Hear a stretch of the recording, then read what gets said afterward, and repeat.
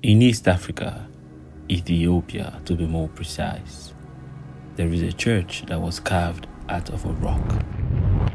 And when I say a church, I'm talking about no other than Lalibela. This church was carved out of a rock in Ethiopia.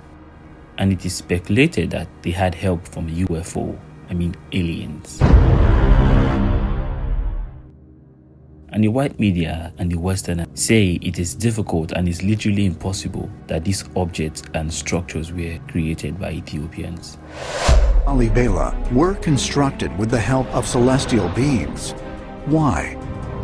Was it to worship God? Or was it to honor some other mystical or extraterrestrial being?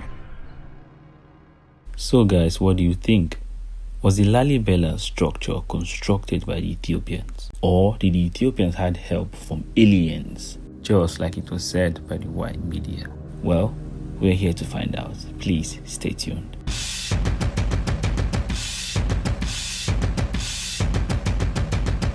In a mountainous region in the heart of Ethiopia, 645 kilometers from Addis Ababa, 11 medieval monolithic churches were carved out of rock.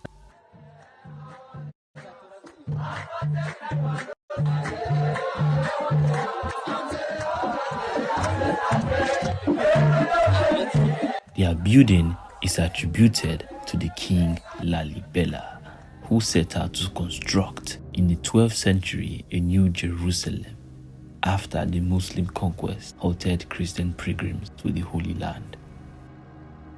Lalibela flourished after the decline of Aksum Empire.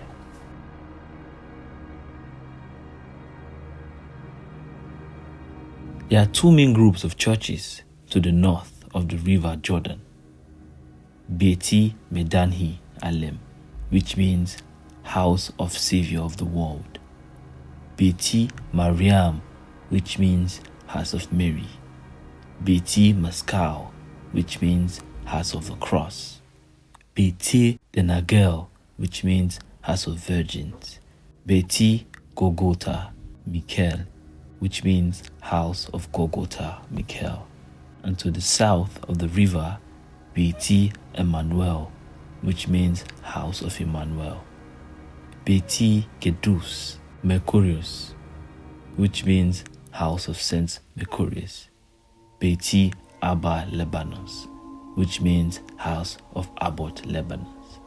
Beti Gabriel Raphael, which means House of Gabriel Raphael. And Beti Lenen, which means House of Holy Bread. The 11th church, Beti Georgis, which means House of St. George, is isolated from the others, but connected by a system of trenches. The churches were not constructed in the traditional way, but rather were hewn from the living rock of monolithic blocks. These blocks were further chiseled out, forming doors, windows, columns, and various floors and roofs. This gigantic work was further completed with an extensive system of drainage, trenches, and ceremonial passages, some with opening to hermit caves and catacombs. Beti Medani Alem, with its 5 assholes, is believed to be the largest monolithic church in the world.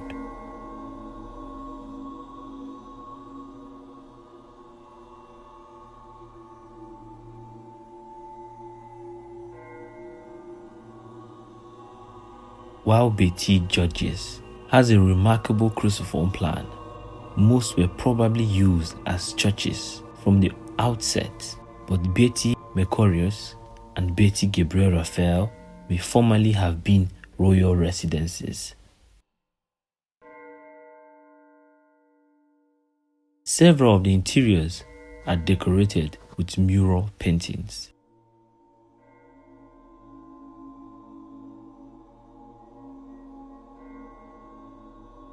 Near the churches, the village of Lalibela has 2-story round houses constructed of local red stone and known as Lasta Tukums.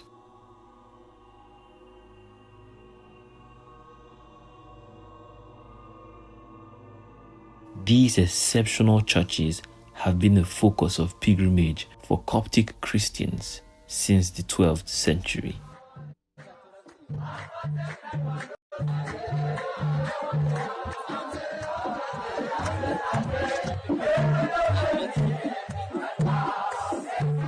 The king Lalibela set out to build a symbol of the Holy Land when pilgrimages to it were rendered impossible by the historical situation. In the church of Bet Golgotha are replicas of the tomb of Christ and of Adam and the crib of the Nativity. The holy city of Lalibela became a substitute for the holy place of Jerusalem and Bethlehem, and as such has had considerable influence on Ethiopian Christianity.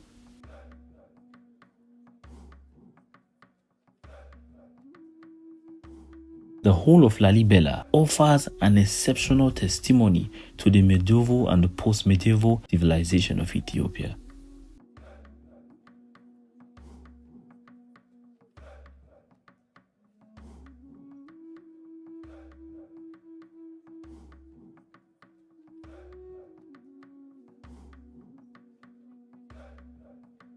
So guys, with this brief history, I'm sure it has been able to clear everyone's doubt that this was actually built and constructed by Ethiopians.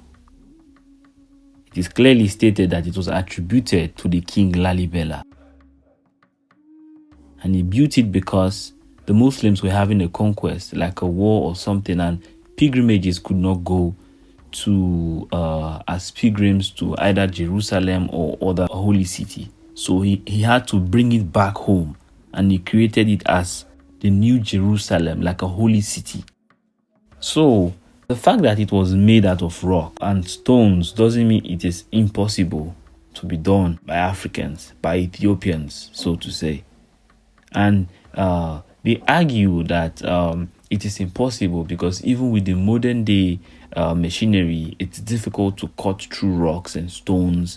That how was it so easy for the Ethiopians to make such an outstanding structure with just chisel and hammer? The enduring mystery is why. Why did King Lalibela attempt the seemingly impossible when easier building techniques were known? As the story goes, he was helped by angels. Yes. Who worked on the project overnight. And people fail to understand, like I always say, when good things come out from Africa, it is mostly judged around the world, and it is mostly said that no, they had help from outside source. It was done by aliens, so to say. Take a good look at the pyramid in Egypt, for example. It is widely speculated that the Egyptians had help from aliens, that it was not built by Egyptians.